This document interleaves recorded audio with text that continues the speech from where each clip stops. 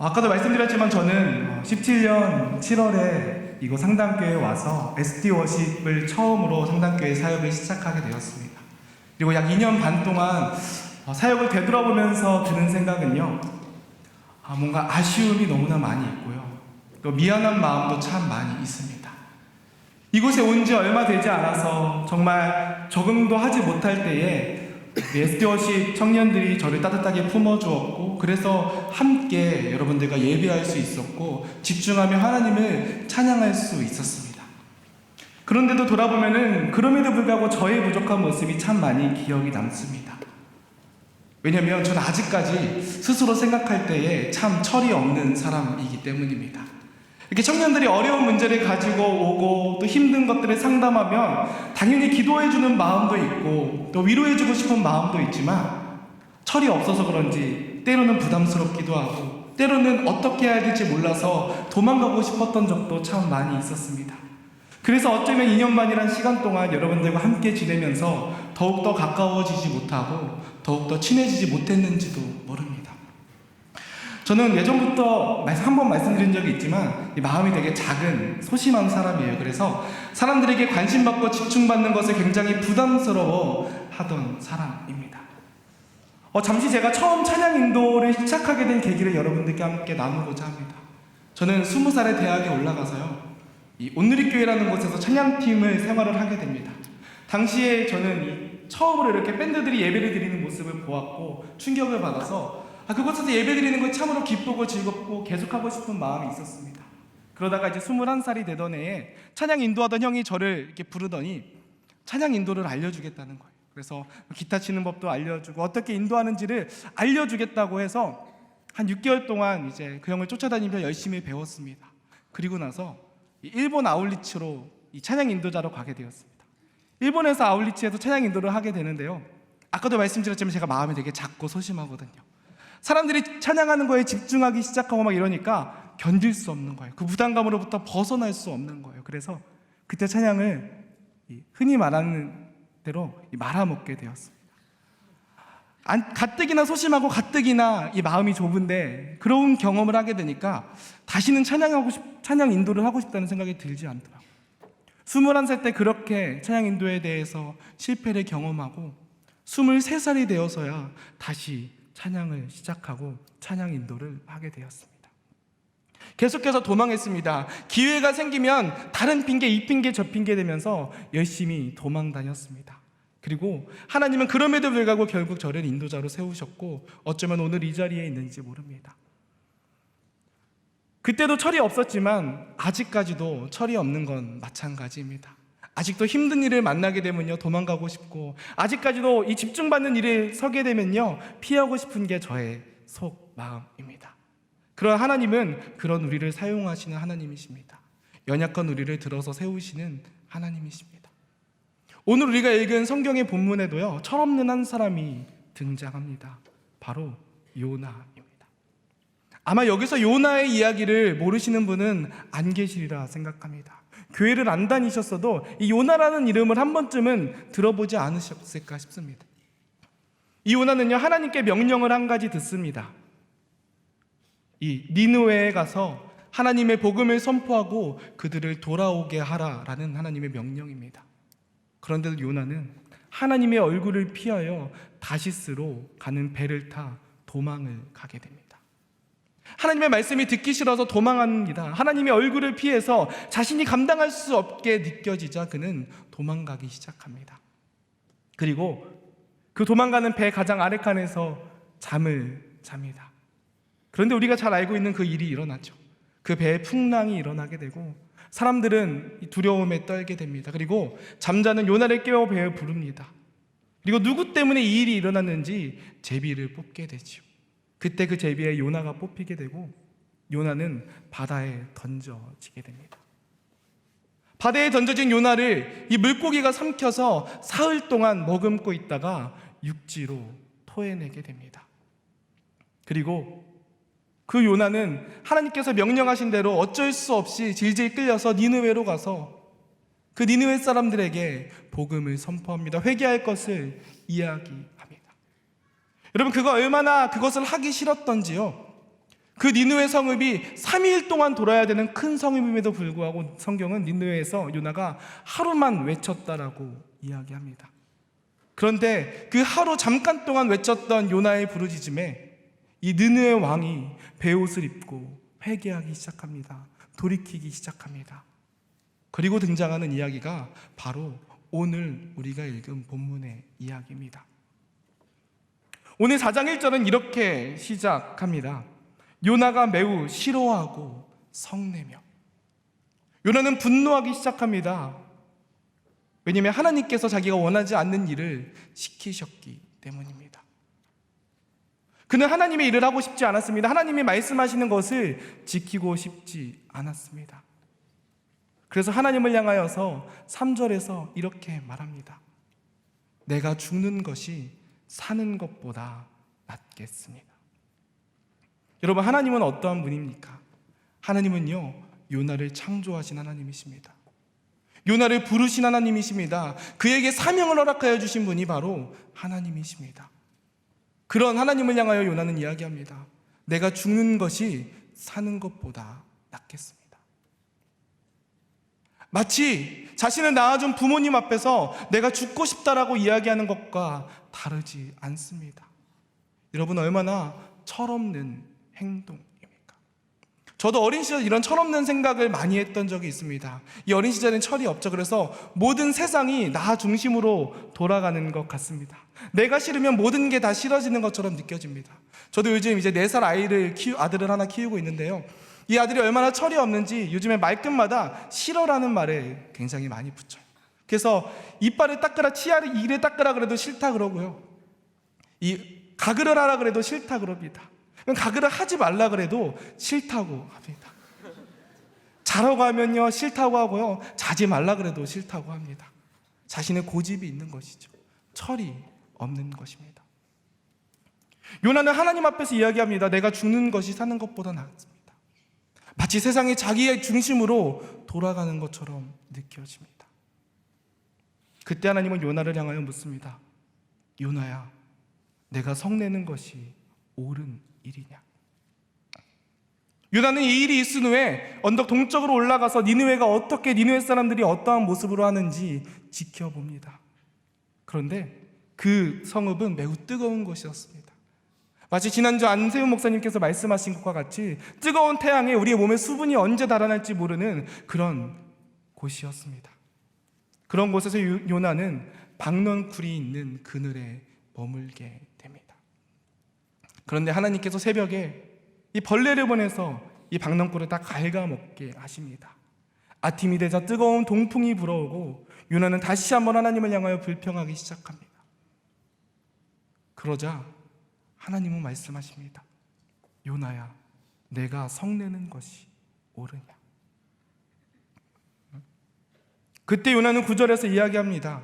주님, 내가 성내는 것이 죽기까지 옳습니다. 여러분, 얼마나 철이 없는 행동입니까? 하나님의 말씀에 대하여서 하나님이 내가 옳으냐라고 묻는 대답에 대해서 요나는 이야기합니다. 내가 죽기까지 성내는 것이 주님 옳습니다. 여러분, 무엇이 이렇게 요나에게 강하게 작용했으며 확신 있게 그가 옳다라고 이야기할 수 있게 만들었을까요? 우리는 다시 한번 이 요나의 이야기를 살펴보고자 합니다. 요나는 주전 8세기 북이스라엘의 선지자였습니다. 주전 8세기는 이 북이스라엘에게 있어서는 격동의 시기입니다. 922년 세워졌던 북이스라엘은 주전 722년에 멸망하게 됩니다. 8세기에 멸망하게 됩니다. 그렇게 북이스라엘이 멸망하게 했던 나라는 바로 아수르라는 나라입니다. 그리고 그 나라의 수도가 바로 니느웨입니다. 하나님은 북이스라엘 사람 요나에게 말씀하십니다. 저 니느웨 성이 회개하고 돌아올 수 있도록 내가 가서 복음을 전하라. 여러분, 이것이 얼마나 부당한 이야기입니까? 여러분, 혹시 이창동 감독의 밀양이라는 영화를 보신 적이 있나요? 저도 예전에 한번 본 적이 있는데요. 그 영화의 줄거리는 이렇습니다. 남편을 잃은 신혜라는 여인이 아들 준을 데리고 남편의 고향이었던 밀양으로 내려옵니다. 그런데 그곳에서 사랑하는 아들이 유괴범에게 납치를 당한 후 죽게 됩니다. 자신에게 하나 남아 있었던 아들이 죽어버리자 이 여인은 모든 소망을 잃어버린 채 살아가지요. 그러나 그는 그곳에서 주님을 만나고 하나님을 만납니다. 그리고 자신의 아들을 죽인 살인범에 대해 용서의 마음을 품게 됩니다. 그리고 큰 결심을 하여 그 살인범을 찾아가 용서를 해주기 위해 찾아갑니다. 그런데 그 살인범은 이미 그 감옥에서 하나님을 만난 후 스스로 용서받았다고 이야기합니다. 그때 자신의 아들을 죽임당했던 이 시내라는 여인은 분노에 휩싸이게 됩니다. 스스로 용서받고 스스로 모든 것이 다 해결되어서 자신이 해줄 것은 아무것도 남아있지 않았기 때문입니다. 여러분, 누가 이 여인에 대해서 분노가 잘못되었다고 이야기할 수 있겠습니까? 이러한 상황에서 누가 분노하지 않을 수 있겠습니까? 이것이 바로 요나가 처한 상황입니다. 요나는 자신의 나라를 멸망하게 하는 그 나라의 구원을 선포하라는 하나님의 음성을 부당하게 여깁니다. 마치 조선이 일제의 침략을 당할 때 일제가 하나님 앞에 돌아오도록 말하라고 부름받은 것과 다르지 않습니다. 어쩌면 요나의 분노는 정당한 것일지 모릅니다. 그래서 요나는 하나님의 얼굴을 피하여서 하나님이 없는 것처럼 느껴지는 다시스로 도망을 가게 됩니다. 그리고 풍랑이 일어나게 되자 요나는 그 풍랑이 자기 때문인 줄 너무나 명확히 알고 있었습니다. 요나서 1장 10절에서 12절 말씀해 보면요, 요나는 이 풍랑이 일어난 까닭이 자신이 하나님의 낯을 피하였기 때문이라고 고백합니다. 그리고 자신을 바다에 던지면 그 풍랑이 잠잠해질 것이라고 그는 이야기합니다. 여러분, 만약에 여러분이 이 상황에 있었다면 어떻게 했겠습니까?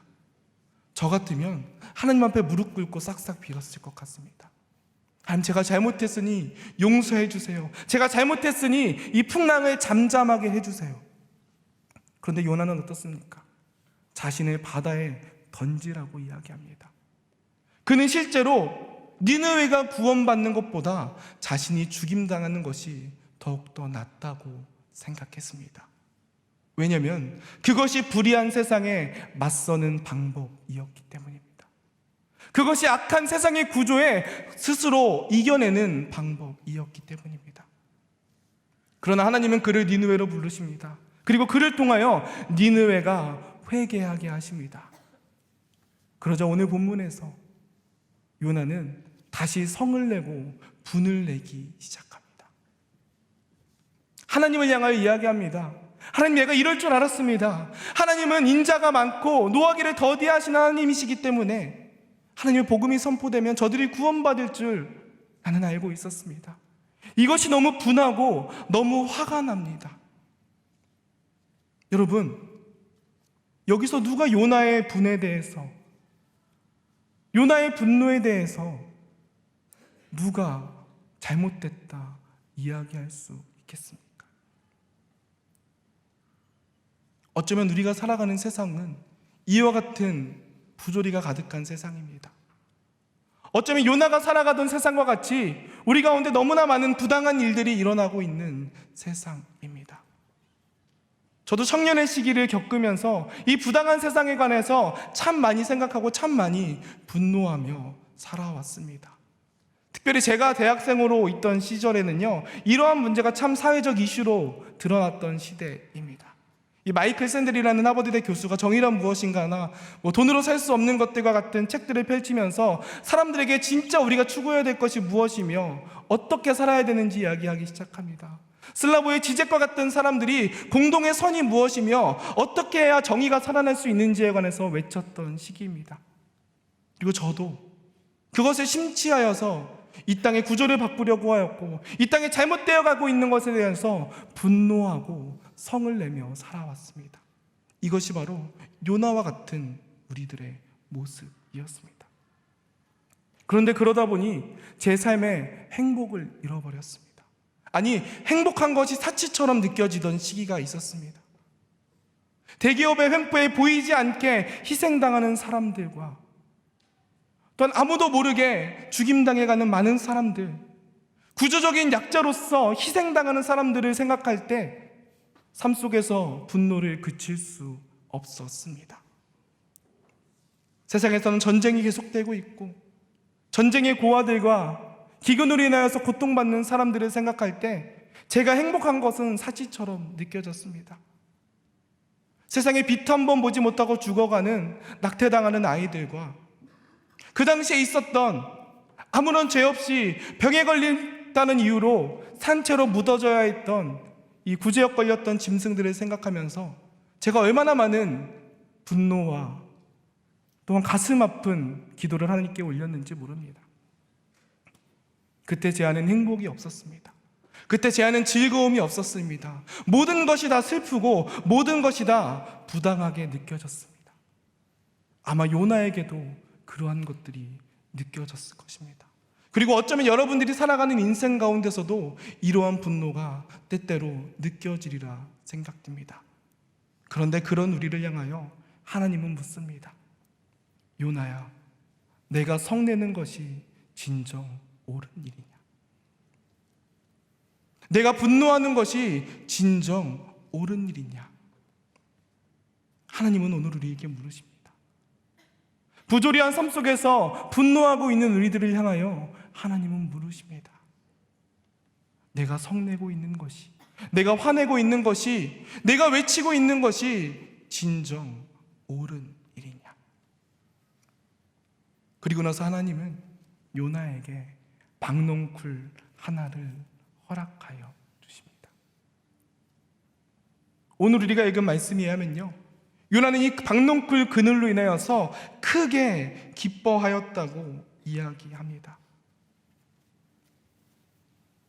요나는 자신의 이 퍼석퍼석 마르는 사막과 같은 삶 속에서 강야와 같이 소망을 잃어버리고 온갖 부정한 것들로 가득한 세상 가운데서 이 박농쿨 하나로 기뻐하고 즐거워하였다고 오늘 본문은 기록하고 있습니다.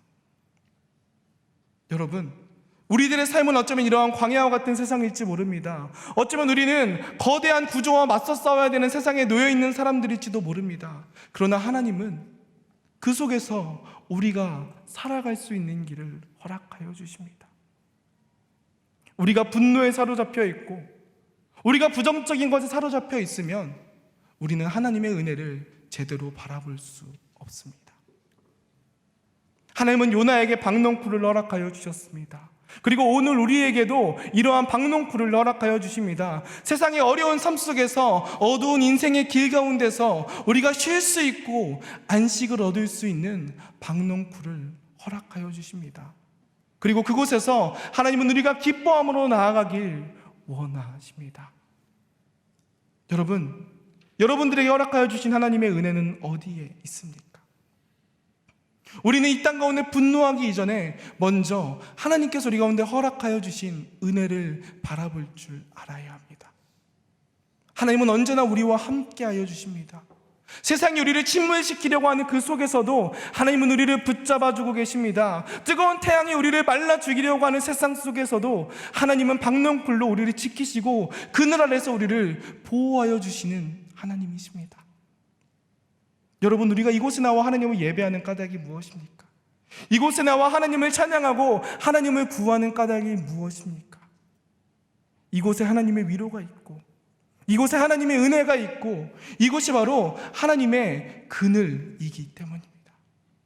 우리가 세상 가운데서 지치고 고되고 힘든 삶을 살아가지만 여러분, 이곳 가운데서 함께 예배하고 함께 찬양하고 함께 기도할 때 언제나 우리와 함께 하시며 그럼에도 불구하고 우리를 지키시는 하나님의 은혜가 여러분들 가운데 충만하기를 주님의 이름으로 소망하고 축복합니다. 여러분, 이 공동체가 그러한 공동체가 되길 원합니다. 하나님의 안식이 있는 공동체가 되길 원합니다. 요나가 크게 기뻐했던 것처럼 지치고 고된 삶 속에서 기쁨을 얻게 되는 공동체가 이 청년교회가 되기를 소망하고 축복합니다. 그러나 하나님은 이 박농쿨을 곧 요나에게 거두어 가십니다. 그리고 요나는 다시 한번 하나님을 향하여 죽기보다 내가 죽는 것이 사는 것보다 낫다라고 이야기하지요. 그런 요나에게 다시 한번 하나님은 묻습니다. 요나야, 내가 성내는 것이 옳으냐? 여러분, 어찌 우리가 하나님보다 옳을 수 있겠습니까? 우리가 어찌 하나님보다 뛰어날 수 있겠습니까?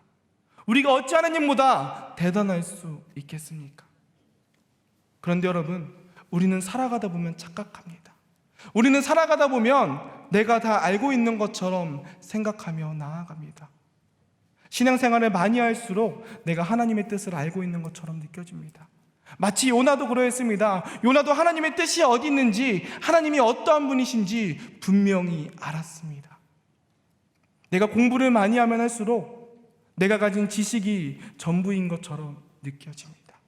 내가 인생의 경험이 많아지면 많아질수록 내가 세상을 다 산 것처럼, 세상에 돌아가는 이치를 알고 있는 것처럼 이야기하고 생각하게 됩니다. 아마 지금 여러분들의 시기보다 점점 더 여러분들이 시간을 지나가고 더욱더 높은 자리로 올라가고 많은 것들을 경험하게 될수록 아마 여기 있는 누구도 예외 없이 그러한 생각 가운데 살아가게 될 것입니다. 우리가 경험한 것을 우리는 부인할 수 없기 때문입니다. 우리가 알고 있는 것을 우리가 외면할 수 없기 때문입니다. 우리가 체험한 하나님을 우리는 증거해야만 하기 때문입니다. 그런데 그런 열정을 가지고 나아가는 우리들을 향하여 하나님은 물으십니다. 내가 진짜 옳으냐? 여러분, 우리들의 지혜가 아무리 뛰어나도 하나님의 지혜보다 뛰어날 수 없습니다. 우리들의 의가 아무리 대단해도 하나님보다 의로울 수 없습니다. 우리의 경험이 아무리 풍부해도 하나님의 경험보다 풍부할 수 없습니다.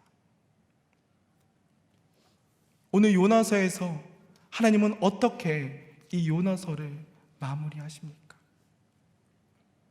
하나님은 죽기까지 자신이 옳다라고 주장하는 요나에 대해서 이렇게 말씀하십니다. 내가 수고도 하지 않고 심지도 않았던 박넝쿨 하나가 죽는 것으로 내가 그렇게 속상해하는데 저 성읍 니느웨에는 좌우를 분별하지 못하는 사람이 12만 명이며 가축도 많이 있다. 하나님의 대답으로 요나서는 끝나버립니다.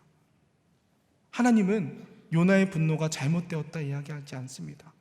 요나가 잘못되고 요나가 그런 행동을 했다고 말씀하시지 않으십니다. 그러나 하나님은 요나의 뜻보다, 요나의 의보다, 요나의 지혜보다 더 큰 지혜, 더 큰 뜻, 더 큰 의를 말씀하여 주십니다. 요나는 정의로웠습니다. 요나는 의로웠습니다. 세상의 악한 구조와 담대히 싸울 수 있는 힘이 있었습니다. 그러나 그는 하나님의 정의를 알지 못했습니다. 하나님은 우리의 생각보다 뛰어나신 하나님이십니다. 하나님은 우리의 경험보다 위대하신 하나님이십니다.